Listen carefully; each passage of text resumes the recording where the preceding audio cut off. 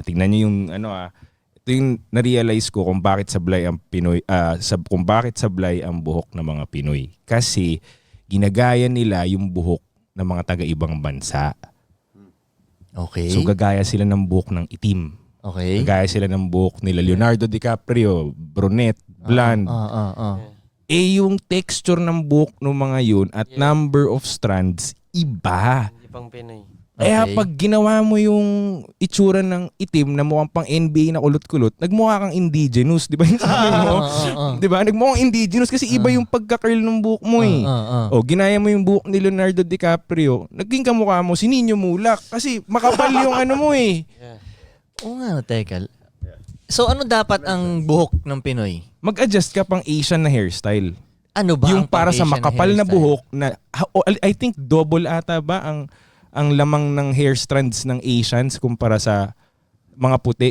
Kaya manipis at konti yung kanila. Wala ko ng bagay sa Pinoy. Gupit binata lang dapat. Ano? OG 2x3. Oo, yung gupit binata pag pinapagupitan na yan. Ayan, tinan mo tong buhok ni Leonardo na to. Pag nilagay mo sa Pinoy to, mukhang Pinoy talaga eh. Diga? Pero sa kanya... Yan, typical na ginagaya lagi yan sa kanya. barbershop Diba? kasi. Oo, di ba? Lagi yan. Pero Nasa okay sa picture ng kanya, mga diba? barbershop, di ba? Yung gupit, 30 Oo, pesos. oo. Picture ni Leonardo yan, ito faded na. Diba, ganun lagi. Ayun, kahit ito, Franco, ilagay mo sa Pinoy to. Mahirap kasi nga Diba? makapal yung buhok natin, tapos maraming strands. Kaya wag niyong gayahin masyado yung hindi nyo ka-hairstyle. Okay, so ano ang buhok ng Pinoy, Frank? Si Babs ang sasagot niyan. Bro, yun ang sabihin ko. Buhok ang pinag-uusapan natin dito eh. Bro, i-bubs mo na lang yan. Trust me, man. Yung mga barbers natin sa legitimate G. Barbero ang magdi-decide kung anong bagay sa'yo. Pero ito real talk. Para sa hair strands natin dito sa Pilipinas, I think mas bagay sa atin as Filipinos na may G na buhok. Kasi talagang makapal yung hair natin eh. Okay. Yeah. So yung para sa akin, every time may papasok na client, mas bagay siguro sa yung maikli, yung malinis. You know what I'm saying? Pero may binabagayan din talaga. Oh, iba-iba rin mukha ng Oo. Pinoy, no? Kasi may Pinoy pero yung din pang Leonardo DiCaprio na gano'n, iba kasi lambot ng buhok. Iba yung weather. G, di ba? Iba weather. Buti na mention mo yan. Sobrang laking factor palagi ng weather sa lahat talaga ng bagay. Business, company, lahat di lang nare-realize ng mga tao. Pati buhok.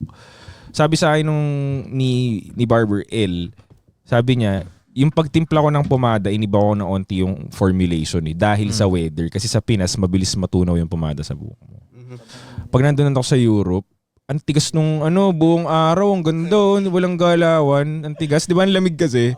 Titigas na siyang ganun, parang, Dito umuhulas eh, no? ano yun? Di ba naglagay ka ng gel? Magpawisan ka, umuhulas na yun eh. Oh, yun, lalambot. G, isipin mo pag nandito, Mapupunta sa noo mo yun. pag lumabas ka, Ay, di ba nakapdi sa nandito, mata. nandito na yung oil mo. Kaya oily na yung man. ganito mo eh. Buwang baba na. Kaya mabenta dito yung Gatsby na yung oil control. May bago na naman sila na benta, di ba? Weather related din yun. Ito mo sa Amerika walang ganun masyado. Oo nga eh, oo. Diba? Mas dito, no? Dito kasi oily mga tao eh. Dahil sa weather. Pero effective ba yun? Well, check.